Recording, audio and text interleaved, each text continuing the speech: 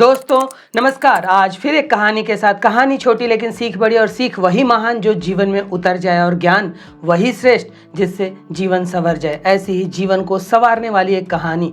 एक प्रोफेसर विद्यार्थियों को एक सेमिनार में अपने अनुभव और कई ज्ञान की बातें बता रहे थे। विद्यार्थी बहुत कुछ उनसे सीख रहे थे और उत्साहित भी थे।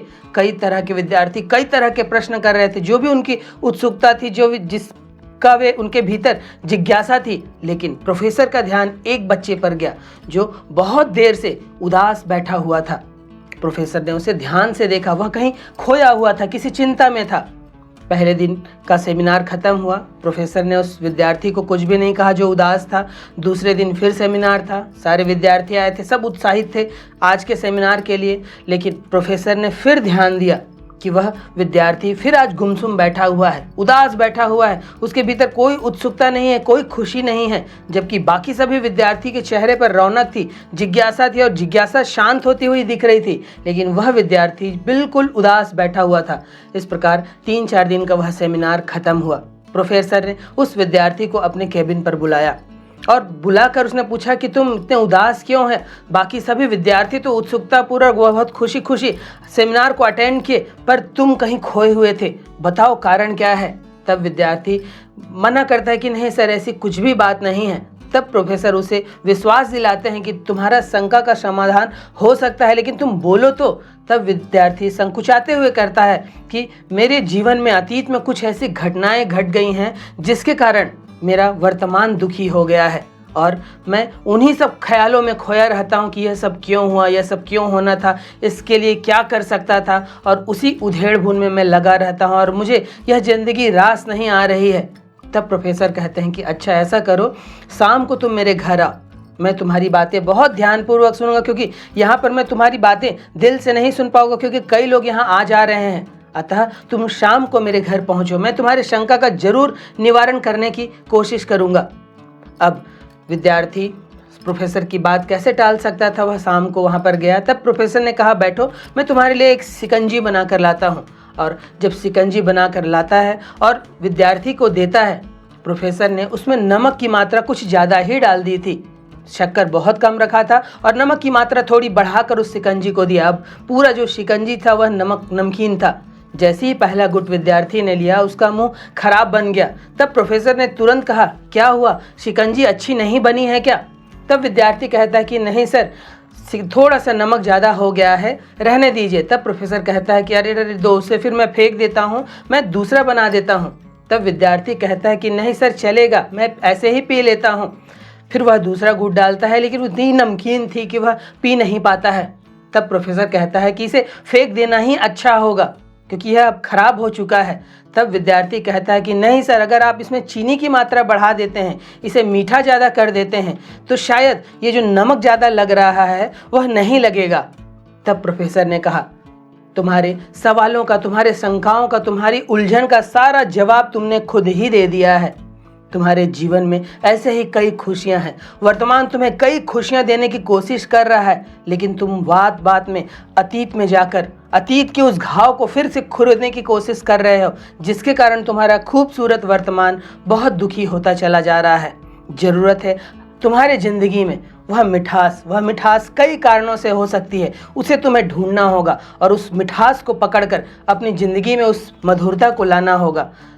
इस शिकंजी के उदाहरण को मैंने जानबूझकर तुम्हें दिया ताकि तुम समझ सको कि हर किसी के जीवन में दुख है। ऐसा कोई भी व्यक्ति नहीं है जिसमें अतीत में कोई गलतियां हुई हों, अतीत में उसके साथ दुर्घटनाएं ना घटी हों। ऐसा सबके साथ होता है, लेकिन सफल व्यक्ति अतीत की इन बुरी घटनाओं को हटाकर जो अच्छी घटनाएं हैं उन्हें याद करता है, और आगे जो चीज़ उसे खुशी देती है, जो उसके भीतर फील गुड लाती है, जो अच्छे काम होते हैं, अच्छे विचार होते हैं, अच्छे लोगों की संगत होती है, वहीं पर ले जाता है। अर्थात अपनी शिकंजी में वह मीठे की मात्रा को बढ़ाता है।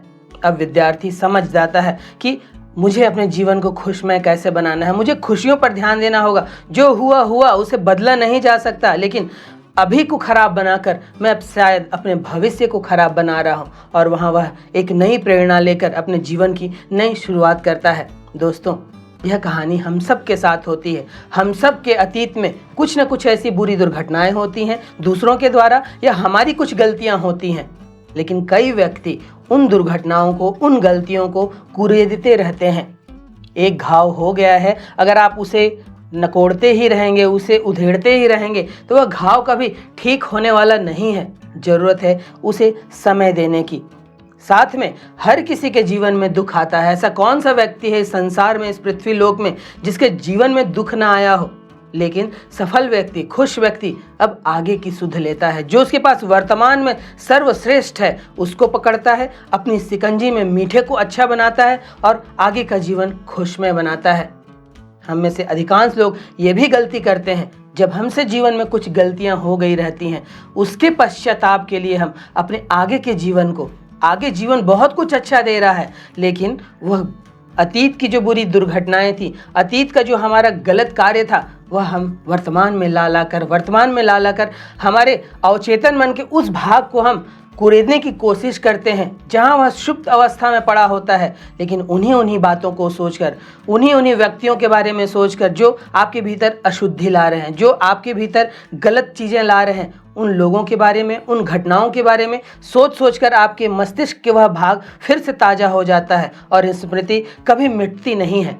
हाँ, अगर आप उसे समय देते हैं, वह स्मृति का अवशेष कहीं पड़ा रहता है, लेकिन जैसे ही आप उसे एग्जीक्यूट करेंगे, उसे याद करने की कोशिश करेंगे, वह फिर से हरा भरा हो जाता है, तरोताज़ा हो जाता है। तो ज़रूरत है हमें नई स्मृतियों को लाने की, नई अच्छी स्मृतियों को लाने की, नए अनुभवों को लाने की, मीठे अनुभवों को लाने की, ताज़े अनुभवों को लाने की, अपने जीवन में प्रेम, उमंग, उत्साह, इन सब चीज़ों को लाने की, अच्छी संगत में लाने की। जब आप बुरे संगत के लोगों के साथ भी बैठते हैं, तब भी ये दुर्घटनाएं वाली बातें हैं, बुरी स्मृतियाँ आपके मस्तिष्क में फिर से उजागर होने लगती हैं। तो कोशिश करिए आज, अभी और अभी से हम अच्छी चीज़ें अपने मस्तिष्क में डालें, अच्छी चीज़ों के बारे में सोचिए, अपनी शिकंजी को कैसे और मीठा बनाएं उसके बारे में सोचने के लिए फिर वह शिकंजी मज़ेदार होगी, जो आपकी थकान को मिटाने वाली होगी। लेकिन अगर पीछे का ही सोचते रहेंगे, अतीत का ही सोचते रहेंगे, तब जीवन में सुख नहीं आने वाला है, क्योंकि आप फिर वही ऑरा आमंत्रित करेंगे और आमंत्रण, आकर्षण बहुत प्रबल होता है, खासकर नकारात्मक चीज़ों का।